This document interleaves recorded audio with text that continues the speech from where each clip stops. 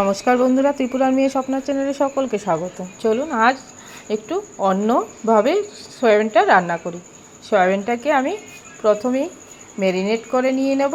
আপনারা আমার সঙ্গে দেখতে থাকুন আমি কি করে এই সয়াবিনটা তৈরি করছি। সিদ্ধ করে নিয়েছি সয়াবিনটা আগে থেকেই, আর আলুও সিদ্ধ করে ভেজে নিচ্ছি।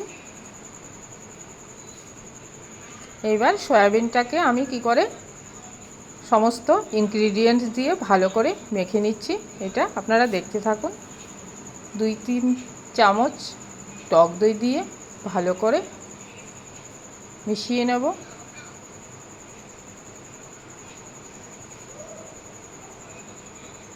তার মধ্যে পরিমাণ মতো হলুদ দিয়ে দেব, ঝালের জন্য দিয়ে দেব লঙ্কার গুঁড়ো,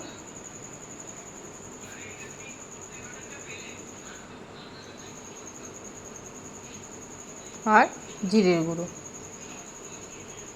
স্বাদের জন্য দিয়ে দেব লবণ পরিমাণ মতো,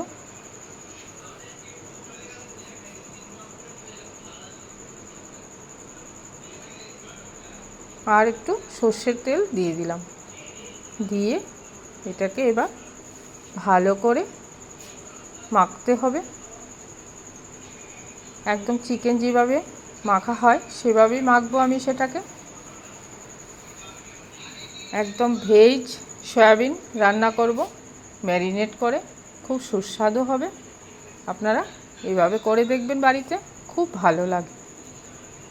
একই রকম একঘেয়েমি রান্না খেতে সত্যিই আর ভালো লাগে না, একটু মাঝে মধ্যে টেস্ট চেঞ্জ করে রান্না করতে হয়। এবার এটাকে আমি 1 ঘন্টার জন্য রেস্টে রেখে দেবো। তারপরেই রান্নায় ফিরে আসলাম। আমি দিয়ে দিলাম 5 ফোড়ন আর গরম মশলা, তেজপাতা ফোড়ন।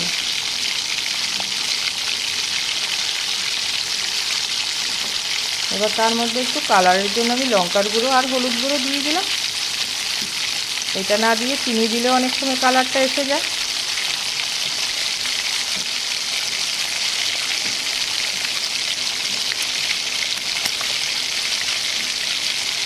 আর আদা বাটা আর টমেটো বাটা এখানে ইউজ করলাম। সম্পূর্ণই নিরামিষ, কারণ যেহেতু শনিবার ছিল আমি সেটা রান্না করেছিলাম।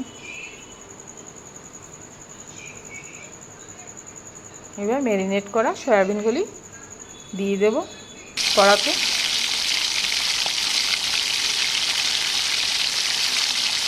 দিয়ে একদম ভালোভাবে কুক করতে হবে।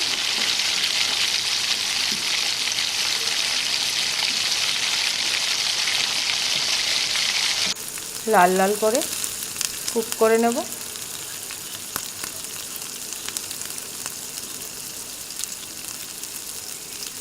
সয়াবিনটা কষানো হয়ে গেছে। এবার আমি পরিমাণ মতো জল দিয়ে আর তার মধ্যে ভেজে রাখা আলুগুলিও দিয়ে দেব। দিয়ে এখানে মশলা আমি সেরকম ইউজ করলাম না, যেহেতু আমি ম্যারিনেট করার সময় আমি মশলাগুলি মাখিয়ে রেখেছি। এখানে একদম সাধারণ মশলা দিলাম।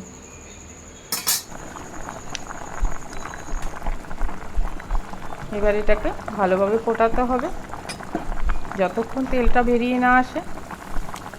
এবার ফুটিয়ে তারপর সবার শেষে ঘি দিয়ে দেব ফ্লেভারের জন্য।